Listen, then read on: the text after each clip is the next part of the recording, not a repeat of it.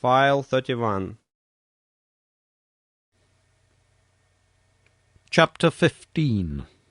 Our eyes have seen great wonders. I write this from day to day, but I trust that before I come to the end of it, I may be able to say that the light shines at last through our clouds. We are held here with no clear means of making our escape, and bitterly we chafe against it. Yet I can well imagine that the day may come when we may be glad that we were kept, against our will, to see something more of the wonders of this singular place, and of the creatures who inhabit it. The victory of the Indians and the annihilation of the ape-men marked the turning point of our fortunes. From then onwards we were in truth masters of the plateau, for the natives looked upon us with a mixture of fear and gratitude, since by our strange powers we had aided them to destroy their hereditary foe. For their own sakes they would perhaps be glad to see the departure of such formidable and incalculable people, but they have not themselves suggested any way by which we may reach the plains below. There had been, so far as we could follow their signs, a tunnel by which the place could be approached, the lower exit of which we had seen from below. By this, no doubt, both ape-men and Indians had at different epochs reached the top, and Maple White, with his companion, had taken the same way. Only the year before, however, there had been a terrific earthquake, and the upper end of the tunnel had fallen in and completely disappeared. The Indians could now only shake their heads and shrug their shoulders when we expressed by signs our desire to descend. It may be that they cannot, but it may also be that they will not help us to get away. At the end of the victorious campaign, the surviving ape-folk were driven across the plateau, their wailings were horrible, and established in the neighbourhood of the Indian caves, where they would, from now onwards, be a servile race under the eyes of their masters. It was a rude, raw, primeval version of the Jews in Babylon, or the Israelites in Egypt. At night we could hear from amid the trees the long-drawn cry as some primitive Ezekiel mourned for fallen greatness and recalled the departed glories of Apetown. Hewers of wood and drawers of water, such were they from now onwards. We had returned across the plateau with our allies 2 days after the battle, and made our camp at the foot of their cliffs. They would have had us share their caves with them, but Lord John would by no means consent to it, considering that to do so would put us in their power if they were treacherously disposed. We kept our independence, therefore, and had our weapons ready for any emergency, while preserving the most friendly relations. We also continually visited their caves, which were most remarkable places, though whether made by man or by nature we have never been able to determine. They were all on the one stratum, hollowed out of some soft rock which lay between the volcanic basalt, forming the ruddy cliffs above them, and the hard granite which formed their base. The openings were about 80 feet above the ground, and were led up to by long stone stairs, so narrow and steep that no large animal could mount them. Inside they were warm and dry, running in straight passages of varying length into the side of the hill, with smooth grey walls decorated with many excellent pictures done with charred sticks and representing the various animals of the plateau. If every living thing were swept from the country, the future explorer would find upon the walls of these caves ample evidence of the strange fauna, the dinosaurs, iguanodons, and fish lizards, which had lived so recently upon earth.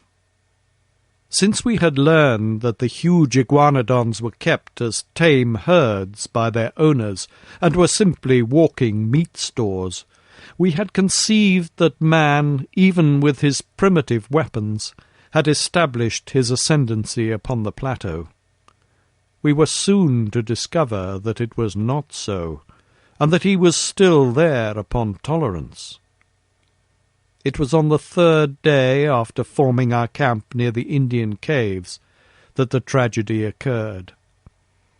Challenger and Summerlee had gone off together that day to the lake, where some of the natives, under their direction, were engaged in harpooning specimens of the great lizards. Lord John and I had remained in our camp, while a number of the Indians were scattered about on the grassy slope in front of the caves, engaged in different ways. Suddenly there was a shrill cry of alarm, with the word "Stoa!" resounding from 100 tongues. From every side men, women, and children were rushing wildly for shelter, swarming up the staircases and into the caves in a mad stampede. Looking up, we could see them waving their arms from the rocks above and beckoning to us to join them in their refuge. We had both seized our magazine rifles and ran out to see what the danger could be. Suddenly, from the near belt of trees, there broke forth a group of 12 or 15 Indians, running for their lives, and at their very heels 2 of those frightful monsters which had disturbed our camp and pursued me upon my solitary journey. In shape they were like horrible toads, and moved in a succession of springs, but in size they were of an incredible bulk, larger than the largest elephant. We had never before seen them save at night, and indeed they are nocturnal animals, save when disturbed in their lairs, as these had been. We now stood amazed at the sight, for their blotched and warty skins were of a curious fish-like iridescence, and the sunlight struck them with an ever-varying rainbow bloom as they moved. We had little time to watch them, however, for in an instant they had overtaken the fugitives and were making a dire slaughter amongst them. Their method was to fall forward with their full weight upon each in turn, and leaving him crushed and mangled, to bound on after the others. The wretched Indians screamed with terror, but were helpless, run as they would, before the relentless purpose and horrible activity of these monstrous creatures. One after another they went down, and there were not 6 surviving by the time my companion and I could come to their help. But our aid was of little avail, and only involved us in the same peril. At the range of a couple of 100 yards, we emptied our magazines, firing bullet after bullet into the beasts, but with no more effect than if we were pelting them with pellets of paper. Their slow, reptilian natures cared nothing for wounds, and the springs of their lives, with no special brain centre, but scattered throughout their spinal cords, could not be tapped by any modern weapons. The most that we could do was to check their progress by distracting their attention with the flash and roar of our guns, and so to give both the natives and ourselves time to reach the steps which led to safety. But where the conical explosive bullets of the 20th century were of no avail, the poisoned arrows of the natives, dipped in the juice of strophanthus and steeped afterwards in decayed carrion, could succeed. Such arrows were of little avail to the hunter who attacked the beast, because their action in that torpid circulation was slow, and before its powers failed it could certainly overtake and slay its assailant. But now, as the 2 monsters hounded us to the very foot of the stairs, a drift of darts came whistling from every chink in the cliff above them. In a minute they were feathered with them, and yet with no sign of pain they clawed and slobbered with impotent rage at the steps which would lead them to their victims, mounting clumsily up for a few yards, and then sliding down again to the ground. but at last the poison worked. One of them gave a deep, rumbling groan, and dropped his huge squat head onto the earth. The other bounded round in an eccentric circle with shrill, wailing cries, and then, lying down, writhed in agony for some minutes, before it also stiffened and lay still. With yells of triumph, the Indians came flocking down from their caves and danced a frenzied dance of victory round the dead bodies, in mad joy that 2 more of the most dangerous of all their enemies had been slain. That night they cut up and removed the bodies, not to eat, for the poison was still active, but lest they should breed a pestilence. The great reptilian hearts, however, each as large as a cushion, still lay there, beating slowly and steadily, with a gentle rise and fall, in horrible, independent life. It was upon the 3rd day that the ganglia ran down, and the dreadful things were still. Some day, when I have a better desk than a meat tin, and more helpful tools than a worn stub of pencil, and a last tattered notebook, I will write some fuller account of the Akala Indians, of our life amongst them, and of the glimpses which we had of the strange conditions of wondrous Maple White Land.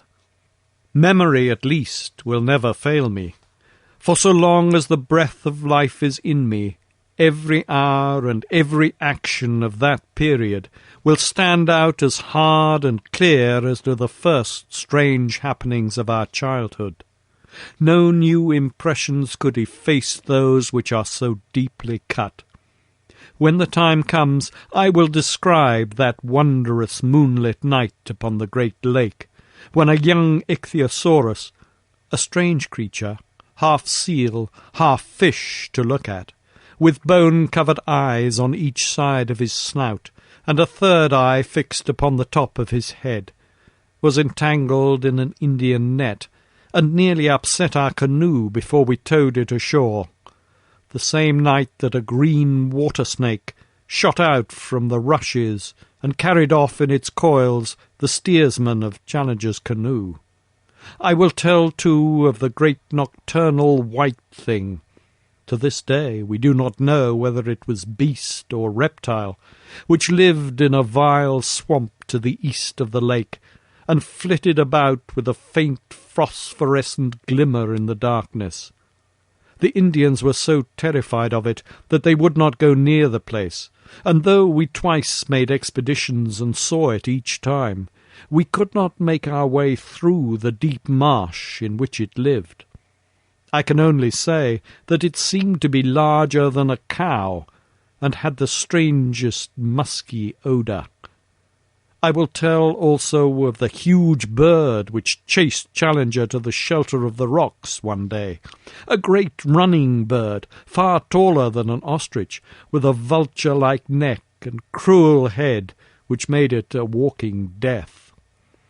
As Challenger climbed to safety, one dart of that savage, curving beak shore off the heel of his boot as if it had been cut with a chisel. This time, at least, modern weapons prevailed, and the great creature, 12 feet from head to foot, Phororicus, its name, according to our panting but exultant professor, went down before Lord Roxton's rifle in a flurry of waving feathers and kicking limbs, with 2 remorseless yellow eyes glaring up from the midst of it. May I live to see that flattened, vicious skull in its own niche amid the